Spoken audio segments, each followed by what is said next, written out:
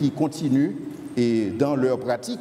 Donc les Juifs, selon la prophétie, ils vont rebâtir le temple et qui est un événement prophétique qui est formulé et ils vont continuer à offrir des sacrifices dans le temple. Mais ça ne veut pas dire que ces sacrifices vont nullifier, vont annuler ce que Jésus-Christ a fait. C'est tout simplement ce que la Bible présente une prophétie de ce que les Juifs vont faire. Mais ce n'est pas une contradiction par rapport à ce que Jésus-Christ a fait. Parce que la Bible nous dit en hébreu que ce que Jésus-Christ a fait, il l'a fait une fois pour toutes.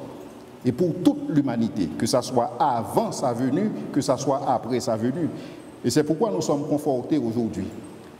Nous sommes confortés dans le sens que nos péchés sont pardonnés.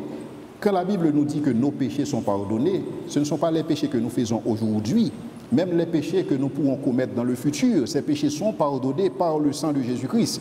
Mais ça, ce n'est pas une licence pour pécher.